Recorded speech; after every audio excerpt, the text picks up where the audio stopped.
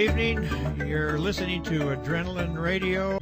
I'm your host for Adrenaline Motorsports. My name is Fred Blanchard, and thank you for listening.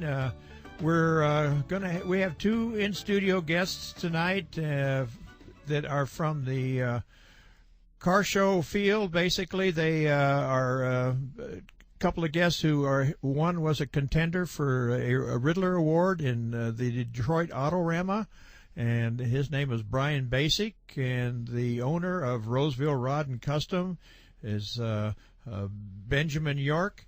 I have to tell our audience that you guys are in town, but there's also a reason why we're here as well, that you're both involved in the project that I kind of pushed you both into, I guess, which is our Bonneville Lakester, which is something that we ran last year in the Salt Flats, and earning our way up the ladder with driver's licensing and that type of thing.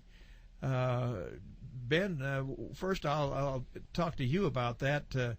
I know that when we first met and talked about this, you expressed the fact that your dad brought you on the 40th anniversary of Bonneville Speed Week. And why don't you talk to us about that? Yeah, I went to Bonneville the first time in 1988 for the 40th anniversary. Fell in love with it. Have always wanted and dreamed of building and driving a car, but starting so young in business, I've done 7 days a week, 24 hours a day is the business, and I've never had the time to just stop and think about living out one of my dreams that I've had since I was 15 years old. And when I met you and you had the same lifelong dream to race at Bonneville, it just kind of worked out good, and you've helped push me into my dream of getting to be able to drive at Bonneville and at El Mirage, doing both of those in 2009. That's one of the highlights of my life is those times to drive the car. Well, tell me about your getting behind the seat for the first time, and I really want to talk about how we first had the car all apart, and you sat down in the seat for the first time, and then when I brought the fire suit to you to put on and then get back in the car when we had all the body panels on there. Talk to me about that. Recall your experience on that? Yeah, sitting in the car with no helmet, no fire suit, didn't seem to be really that big a deal. But when you start putting on a half-inch thick fire suit and gloves and a helmet, and you lay back in the Lakester, you basically squeeze down inside and lay on your back with your chin on your chest, and they strap the harness on you, and you're sitting in the hot sun. It's amazing how claustrophobic it gets real quick. And it actually took probably 6 or 8 runs before I can just get in the car now and sit in there for an hour if I needed to and fall asleep. When in the very beginning, you get in that car and you either wanted to make the run or get out. Well, I recall that in the process of our beginnings, we had an expert with us, a fellow by the name of Rich Manchin, and I'm sure, tell us a little bit about your experience with Rich and how he kind of tried to coach you a little bit here. He was a very big help, talking to me about the way you drive the car, what to look for, what to feel for, what to listen for, what to do if you start to get into a situation that could go bad. And without his guidance through those first few runs, it could have been a lot harder to do. Well, I got to tell you, he's a man that it's probably one of the premier car builders, and with the car that we have and his experience in building that car, I got to tell you that I have all the confidence in the world that we're going to take this project where he wanted it to go before he let go of it, and we were fortunate enough to be involved with it.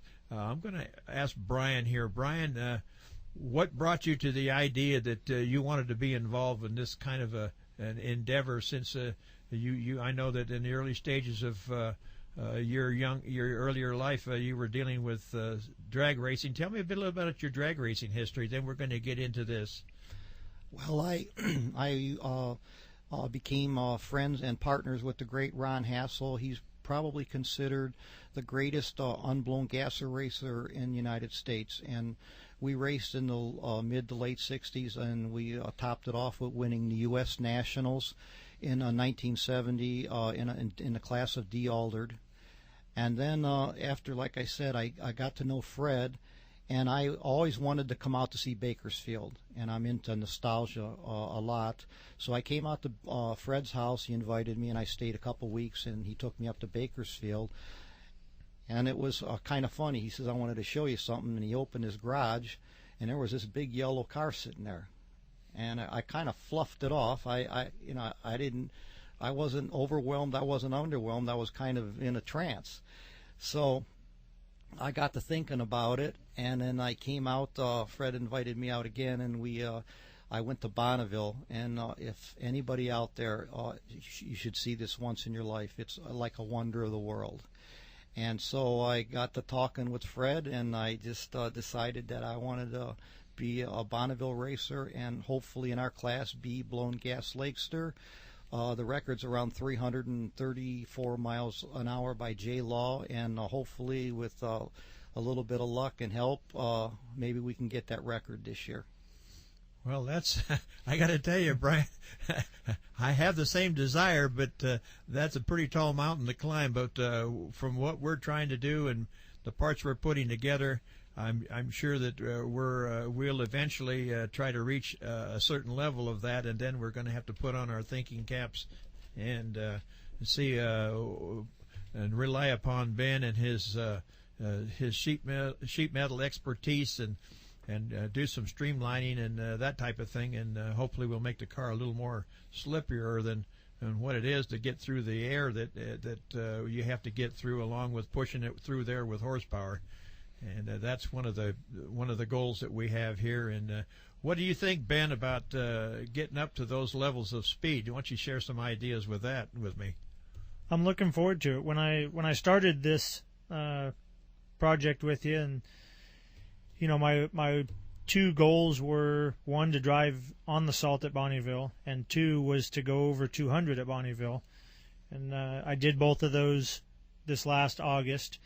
And I kind of was just holding back and thought, you know, when I go over 200, I'll just see what it feels like, and, you know, see if I'm the type of guy that wants to push it over 300.